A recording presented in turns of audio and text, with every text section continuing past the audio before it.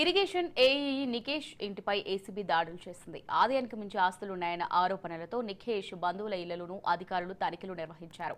హైదరాబాద్తో పాటు ఏకకాలంలో మరో 20 చోట్ల సోదాలు నిర్వహించిన అధికారులు 300 కోట్లకు పైగా అక్రమాస్తులను గుర్తించారు. కాగా గతంలోనూ లంచం తీసుకుంటూ నికేష్ కుమార్ పట్టుబడ్డారు.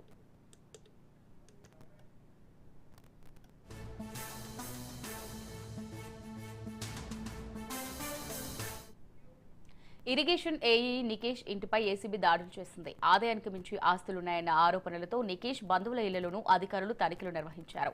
హైదరాబాద్తో పాటు ఏకకాలంలో మరో 20 చోట్ల సోదాలు నిర్వహించిన అధికారులు 300 కోట్లకు పైగా అక్రమాస్తులను గుర్తించారు. కాగా గతంలోనూ లంచం తీసుకుంటూ నికేష్ కుమార్ పట్టుబడ్డారు. రైతుగా ఇదే అంశానికి సంబంధించి మరింత సమాచారం మా ప్రతినిధి రాజు అందిస్తారు. రాజు, గుడ్ మార్నింగ్ అమూర్య. ఇరిగేషన్ శాఖలో గండిపేట జోన్ లో అసిస్టెంట్ ఎగ్జిక్యూటివ్ ఇంజనీర్ గా పనిచేస్తున్నటువంటి నికేష్ ఇంటిపై ఏసీబీ దాడులు ఏకకాలంలో దాడులు చేయడం జరిగింది. నిన్న ఏకకాలంలో 20 చోట్లకు పైగా అతని బంధువులు, అదేవిధంగా హైదరాబాద్ లో తన నివాసంలో అన్ని ఏకకాలంలో దాడులు అయితే చేయడం జరిగింది. అక్రమాస్తుల కేసులో ఇదివరకే ఆయన ఒకసారి సస్పెండ్ కూడా కావడం జరిగింది. ఆదాయానికి మించి ఆస్తులు ఉన్నాయన్న ఆరోపణలతో ఏసీబీ అయితే సోదాలు నిర్వహించడం జరిగింది. ముఖ్యంగా ఈ సోదాల్లో ఏసీబీ అధికారులకు భారీ మొత్తంలో అక్కడ స్థిర చరాస్తులకు సంబంధించి డాక్యుమెంట్లు, పలు కీలక డాక్యుమెంట్లు కూడా స్వాధీనం చేసుకున్నారని కూడా చెప్తా ఉన్నారు.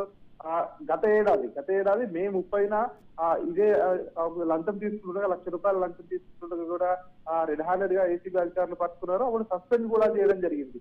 సో మళ్ళీ ఆదాయానికి మించి ఆస్తులు ఉన్నట్లు ఏసీబీ అధికారులు గుర్తించారు. అప్పటి నుంచి కూడా ఆయనపై ఒక నిఘా వేసి ఉంచారు. అదేవిధంగా నిన్న చేసినటువంటి ఈ యొక్క సోదాల్లో భారీ ఎత్తున ఆయన ఇంటిపై స్థిర చరాస్తులు, అదేవిధంగా కీలక డాక్యుమెంట్లు స్వాధీనం చేసుకున్నట్టుగా కూడా పోలీసులు చెప్తా ఉన్నారు. అదేవిధంగా మొత్తానికి ఇవన్నీ కూడా మార్కెట్ విలువ ప్రకారం 300 కోట్ల పైసలకు కూడా వీటి యొక్క విలువ ఉంటుందని చెప్పేసి కూడా ఏసీబీ అధికారులు అయితే చెప్తా ఉన్నారు. ముఖ్యంగా ఈ యొక్క శాఖలు, ఇరిగేషన్ శాఖలో వాటాలు వేసి పంపకాలు చేసుకుంటున్నట్టుగా కూడా ఏసీబీ అధికారులు అయితే గుర్తించడం జరిగింది. 10 ఏళ్ల క్రితం ఇరిగేషన్ శాఖలో ఏఈగా చేరినటువంటి నికేష్ కుమార్ 2021 నుంచి కూడా గండిపేట జోన్ లో ఆయన విధి నిర్వహిస్తా ఉన్నారు. గండిపేట జోన్ లో హైదరాబాద్ శివారు ప్రాంతం కావడంతో అక్కడ రియల్ ఎస్టేట్ వ్యాపారం జోరుగా సాగుతూ ఉంటుంది. సో ఈ నేపథ్యంలోనే ఆయన ఏదైతే ఎన్ఓసీలు ఇవ్వడం ద్వారా కానీ, అదేవిధంగా ఇతర రియల్ ఎస్టేట్ వ్యాపారులతో నిర్మాణాలు చేపట్టేందుకు ఎఫ్టీఎల్ బఫర్ జోన్ నిబంధనలు ఏవైతే ఉన్నాయో ఏ ఉన్నా కూడా ఆయన ఎన్ఓసీ ఇచ్చేవారని చెప్పేసి కూడా తెలుస్తా ఉంది. ఈ నేపథ్యంలోనే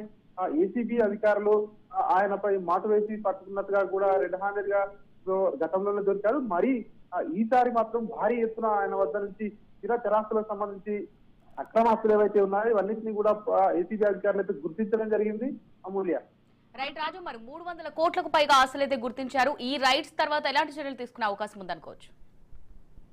సో ఇప్పటికైతే ఆయన పేరు పైన ఇప్పటికే చాలా మంది బినామీల పేరు పైన కూడా కొంత మొత్తంలో స్థిరాస్తులు రిజిస్ట్రేషన్ చేసినట్టుగా కూడా తెలుస్తా ఉంది. అక్రమంగా సంపాదించిన మొత్తాన్ని కాపాడుకోవడానికి ఆయన తన బినామీలు పెట్టుకున్నట్టుగా తెలుస్తా ఉంది. దీనికి గాను ఒక్కొక్కరికి 5 నుంచి 10 లక్షల వరకు వాళ్ళకు ఇచ్చి, సో తద్వారా వాళ్ళ పేరు మీద డాక్యుమెంట్స్ ఏవైతే ఉన్నాయో ఆ కీలక డాక్యుమెంట్స్ అన్ని తన ఇంట్లో పెట్టుకున్నాడని చెప్పేసి కూడా సో అధికారులు అయితే గుర్తించడం జరిగింది. ఈ సోదాల్లో వెళ్ళాయింది. మొత్తానికి స్వాధీనం చేసుకున్న ఆస్తుల పత్రాల ఆధారంగా ఆ బినామీలకు కూడా నోటీసులు జారీ చేస్తామని చెప్పేసి కూడా వాళ్ళ స్టేట్మెంట్ కూడా రికార్డ్ చేస్తామని చెప్పేసి కూడా ఏసీబీ అధికారులు చెప్తా ఉన్నారు. సో 2021 నుంచి ఇప్పటి వరకు గండిపేట జోన్ లో ఏవైతే ఇరిగేషన్ విభాగంలో ఏవైతే జారీ చేసిన అన్ని ఎన్ఓసీలపై కూడా ఏసీబీ దృష్టి సారించింది. మరోసారి అన్ని కూడా అవన్నీ వెరిఫై చేయాలి. సో ఇంకా ఎంత మొత్తంలో ఆయన ఎంతమంది నుంచి డబ్బులు తీసుకున్నారు సో అనేది కూడా మొత్తం కూలంకషంగా దీన్ని క్లియర్ గా మొత్తం ఎంక్వైరీ చేయాలని చెప్పేసి కూడా ఏసీబీ అయితే డిసైడ్ అయింది. సో మొత్తానికి ఈ యొక్క దర్యాప్తు పూర్తయిన తర్వాత ఏసీబీ అధికారులతో ఏం చేయబోతా ఉన్నారు అనేది మాత్రం ఒక నెలకొని ఉంది. Right, thanks for the updates Raju.